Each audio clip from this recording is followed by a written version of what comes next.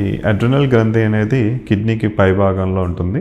మనకి ముఖ్యమైన హార్మోన్స్ ఈ గ్రంథి నుంచి వస్తాయి. సో వీటిలో ముఖ్యమైనది కార్టిసాల్, ఆల్డోస్టిరాన్, అదేవిధంగా ఎపినెఫ్రిన్, నారెపినెఫ్రిన్ అనే హార్మోన్స్ కూడా వస్తాయి. సో ఈ కార్టిసాల్, ఆల్డోస్టిరాన్తో పాటుగా మనకి ఈ ఫీమేల్స్లో కానీ మేల్స్లో కానీ కొన్ని ఇంపార్టెంట్ ఈ రిప్రొడక్టివ్ సిస్టమ్కి సంబంధించిన హార్మోన్స్ కూడా వస్తాయి.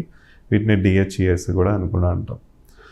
సో ఏదైనా ప్రాబ్లం వల్ల ఈ అడ్రినల్ గ్రంథి డ్యామేజ్ అయినట్టయితే, లేదంటే అడ్రినల్ గ్రంథిలోకి బ్లీడింగ్ ఎక్కువగా అయ్యి దానివల్ల డ్యామేజ్ అయినట్టయితే, వీటిలో ఒకవేళ అడ్రినల్ గ్రంథి ఫంక్షనింగ్ తగ్గినట్టయితే మనకి హార్మోన్ లోపం అనేది తెలుస్తుంది.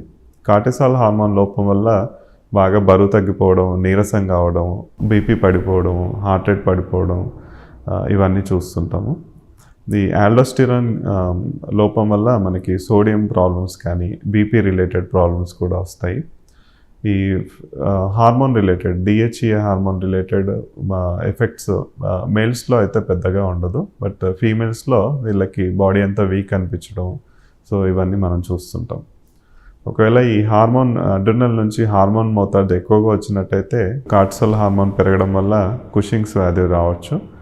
ఆల్డోస్టిరాన్ హార్మోన్ పెరగడం వల్ల హైపర్ టెన్షన్ అది వ్యాధి రావచ్చు. వీటితో పాటుగా మనకి ఎపినెఫ్రిన్, నారెపినెఫ్రిన్ అని కూడా ఈ అడ్రినల్ గ్రంథి లోపల భాగంలో తయారవుతాయి. సో ఈ ఒకవేళ హార్మోన్స్ పెరిగినట్టయితే దాన్ని ఫియోకోమసైటోమాస్ అంటాము. వీటి వల్ల బాడీలో బీపీ బాగా పెరిగిపోవడం, హెడేక్, పాల్పిటేషన్స్ ఇలాంటి సిమ్టమ్స్ రావడం చూస్తుంటాం.